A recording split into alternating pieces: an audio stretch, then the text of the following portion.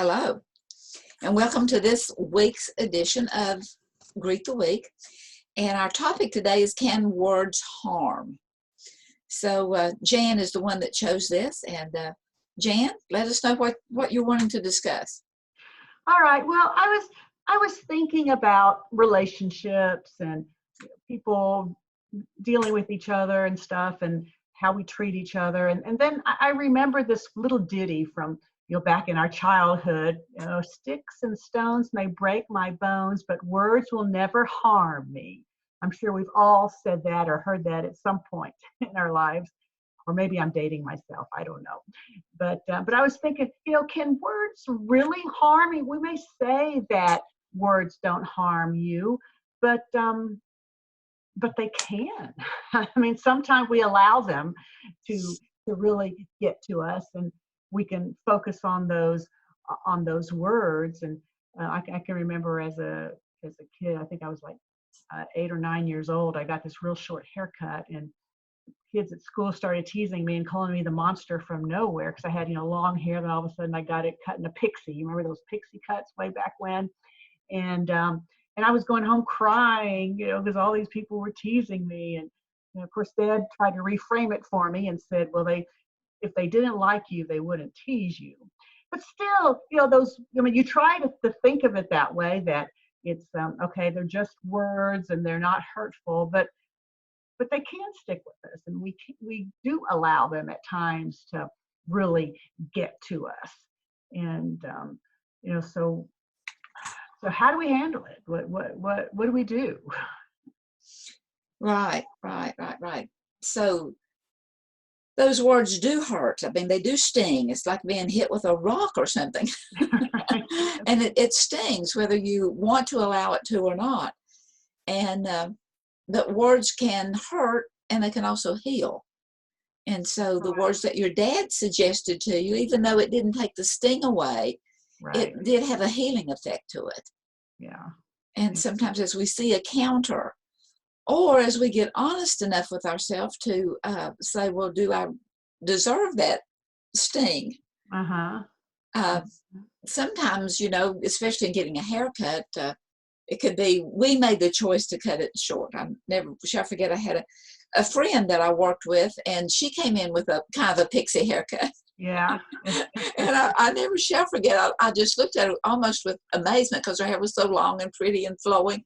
And I said, Marcia, you got your hair cut. And she said, yes. And my next words was, on purpose? Oh, no. Because I thought maybe she'd gone in for a trim and they had, but she had deliberately asked for that particular one. And then I felt really bad that I had, I said, well, it really does look cute on you. But so sometimes we can say those hurtful words, and it's after the words that we've said in response to what someone else has done or whatever they look like or whatever, and then we realize, oh, whoa, I really didn't mean that. That right. And so if we can come back with an apology of some kind, and still may take a little bit of that sting away. Yeah, well, once the words are out, I mean, you're going to have some type of an emotional reaction as a result of that. And you can allow that emotional reaction to dictate how you respond. But you can also realize the first axiom, the only person whose behavior we can control is our own. And so we can't control what somebody else says or how somebody else reacts.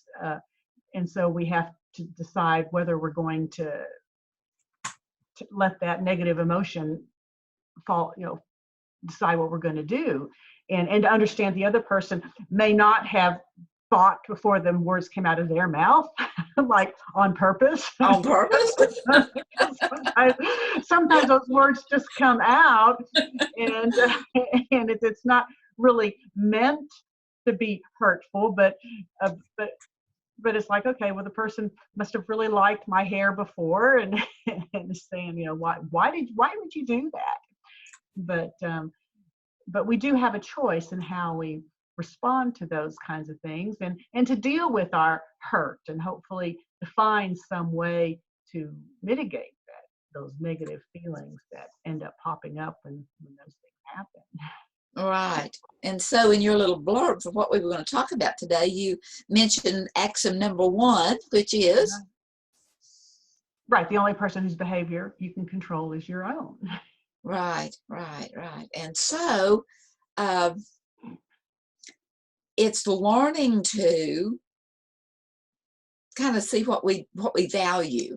You went ahead to say here that we were going to discuss how negative influences can strengthen our own values. And so, what is values? What do they do? What do our values do to us? As Eleanor Roosevelt said, no one can make you feel inferior without your permission. Correct. Right. I love that quote. Yes. I do too. Yes. I do too. Yes. I mean, we have to give permission for that on purpose. Right.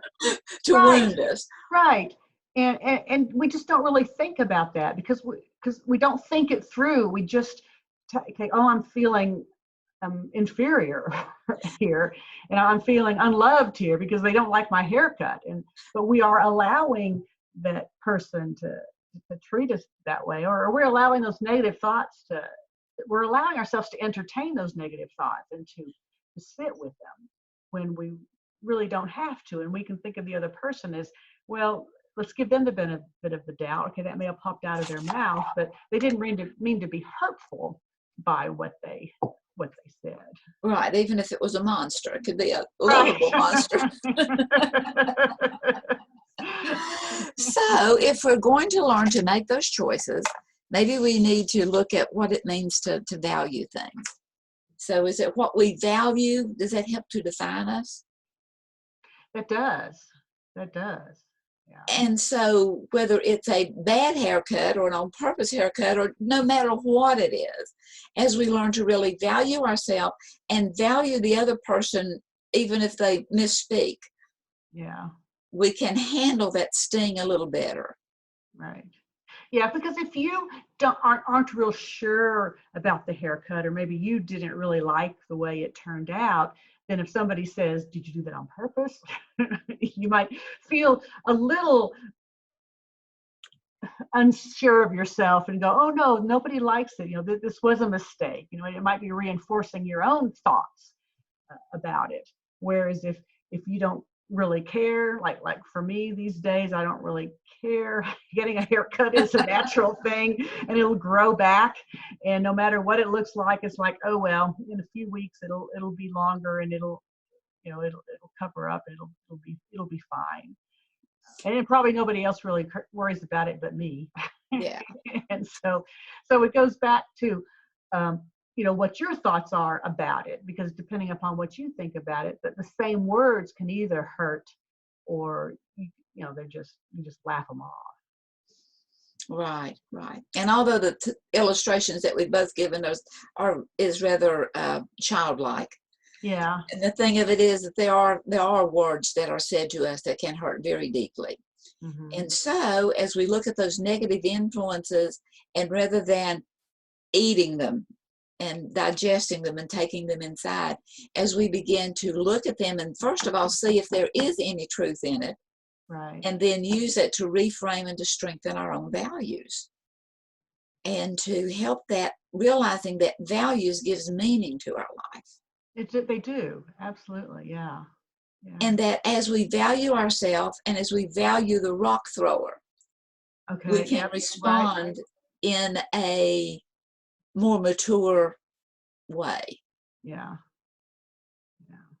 And then also, as we do value ourselves, that really kind of compels us to take a stand. Yeah. Of realizing, maybe something was on purpose, and maybe it was an error. And whichever it was, to realize that the value of the person is not diminished by that one particular deed. Right. There's a book that Stephen Covey wrote years ago called Value-Centered Leadership.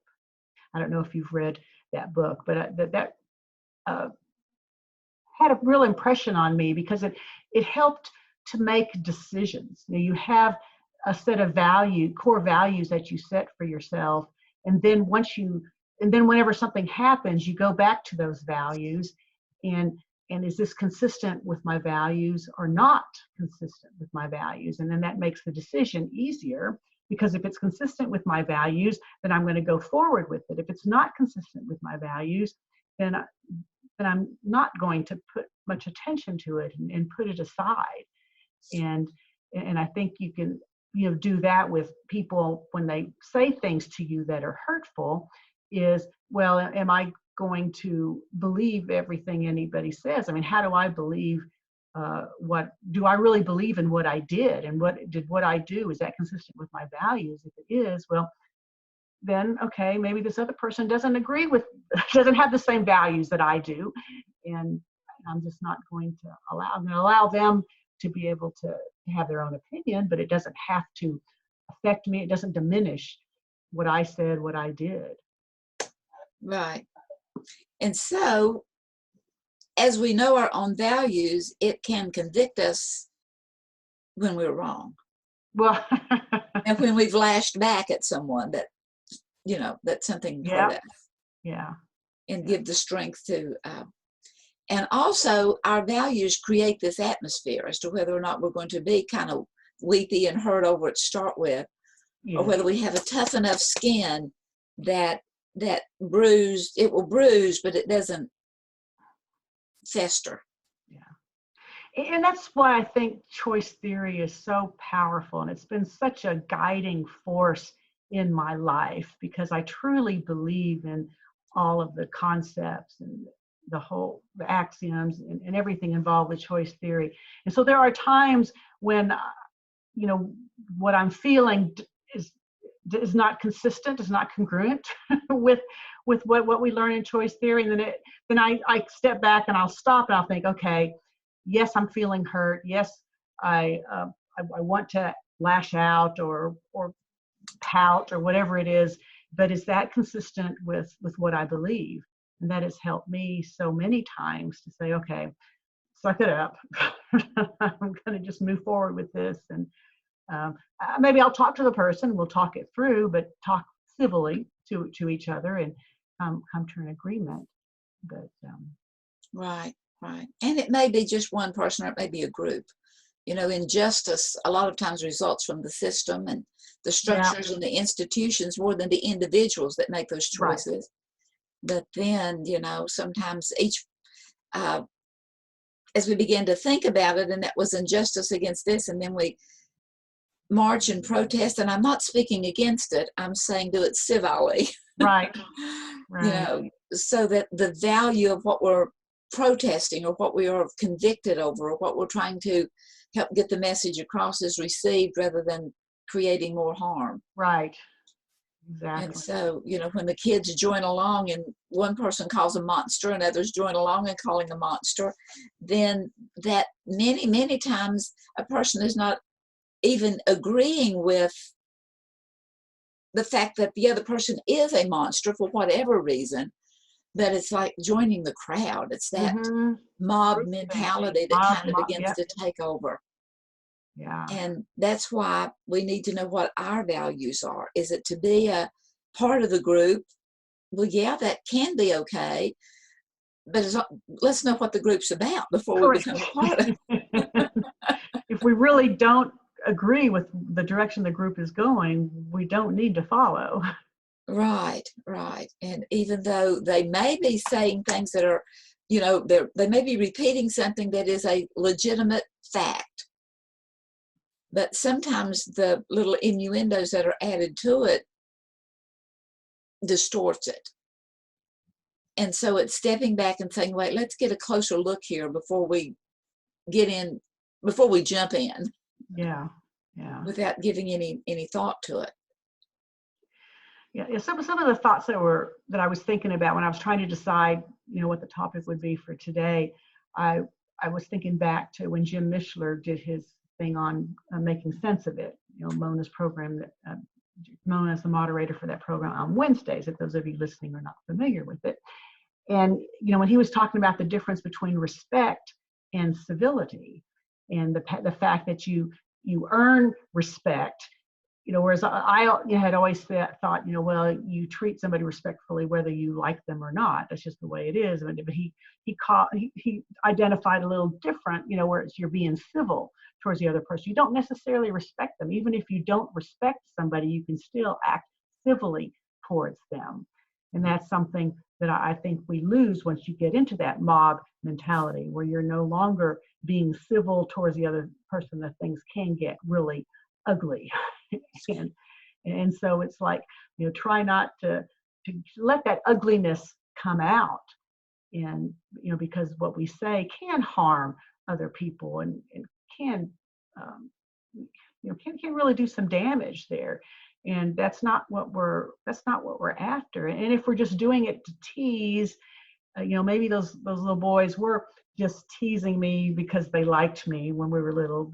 But when you're seeing that the other person is not taking it as well as you'd like, or you're not gaining any love from them, from your attention, then maybe you ought to sit back and say, okay, this was hurtful. What can I do? How can I rephrase this, and how can I say it so that it doesn't hurt the other person? Yeah. Well, back to choices.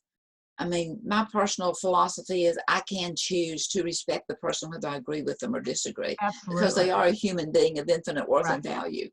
Right. And so to choose, I mean, to definitely be civil, but to choose to respond to them with grace and ease and facility, and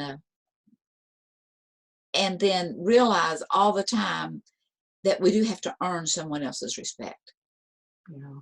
And as we act in such a way and behave in such a way and respond in such a way that is not demeaning, that even if they take it initially as a flaw, if we're true to what our values are, if we've determined them and we stay true to them, eventually it'll show. Right. Eventually it can begin to say, hey, wait a minute, maybe I was hearing something that wasn't really there, because the ego, like a lot of things, has a tendency to shape shift. It can be okay. It can be wounded real easily and go from being nice to not so nice. All right. And sometimes too, when you're in a certain frame of mind, when somebody says something to you initially, or you read something for the first time, you get a certain opinion and you may have an emotional reaction to it. And then you go back later, whether it's later in the day or the next day, and you read the same thing or you hear the same thing, and you're like, oh, why did I get so upset about that? That's not such a big deal. And a lot of people, tell you if you're angry and you instead of lashing out, to write a letter, to write it all out and then put it aside for a night and go back and read it the next day and see if you still feel that same way. It's because we do change. There's a lot of things that are involved in the way we react to something, and that can, the next day after you've had a good night's sleep, or you've been doing something else, or it's registered a little bit more, in your subconscious, you may not have that big of an emotional reaction to it.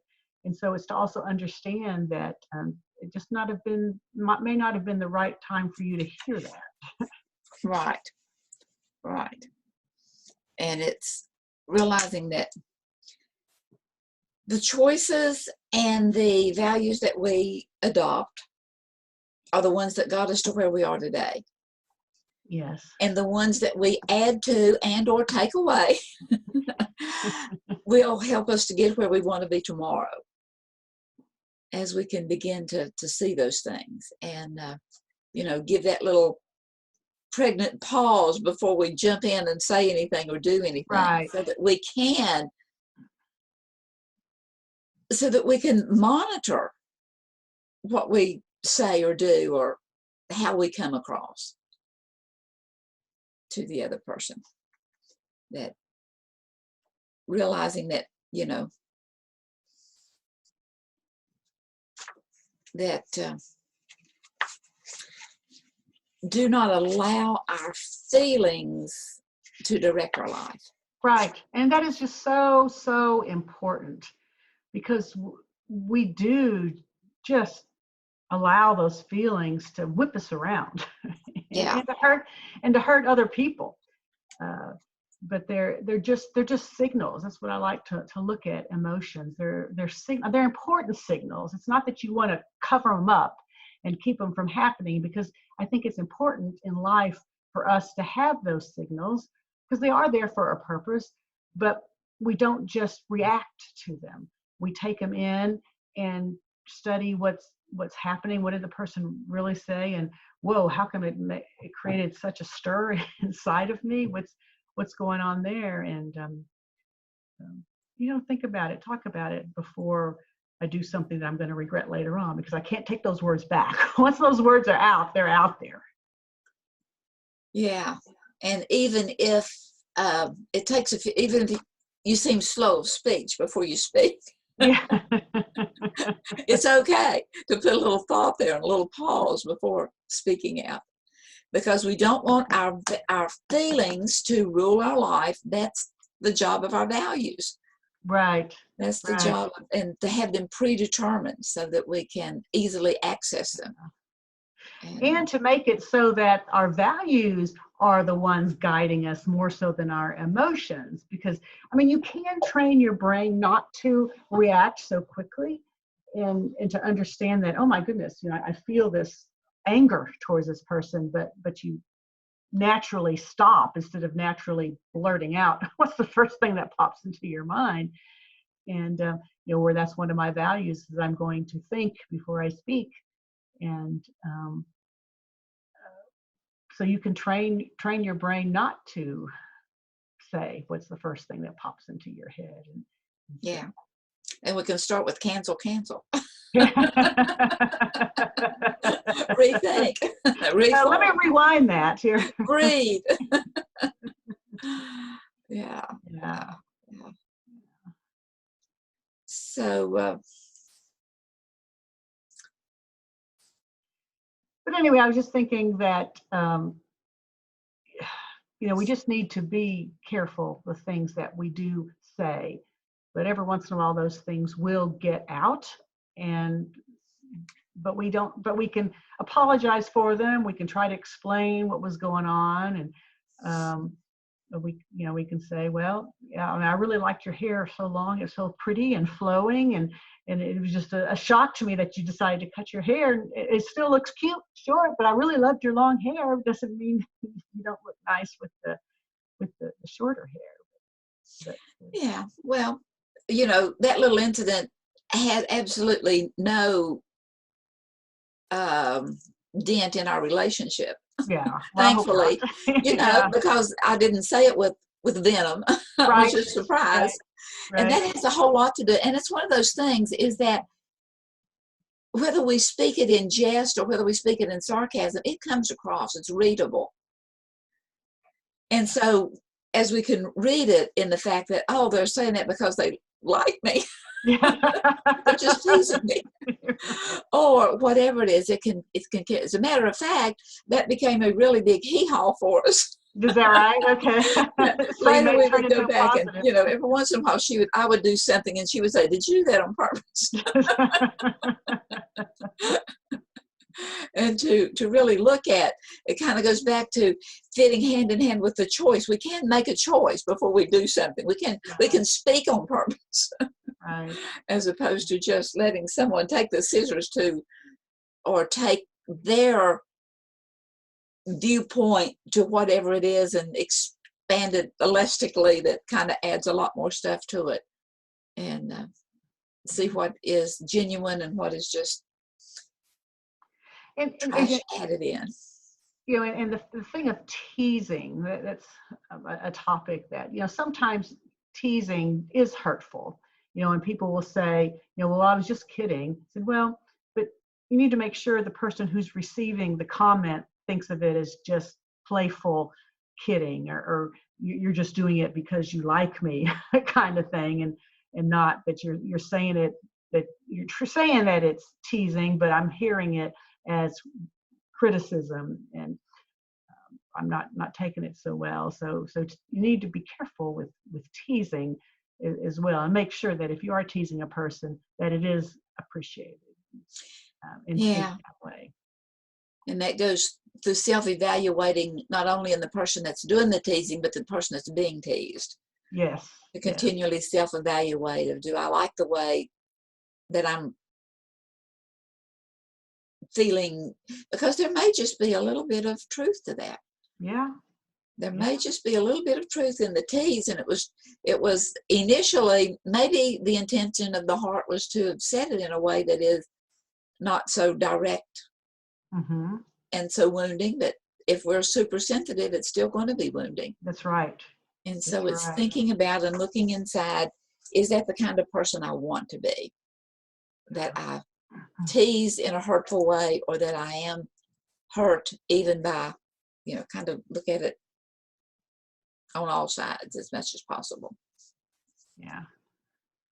Because for some people, they do have a problem with conflict. They're not comfortable with it. And so teasing is a way to say something, because it's like, well, it's just a joke. It's like, well, is there some truth under that? Is there something you want to tell me? Is there something we need to talk about?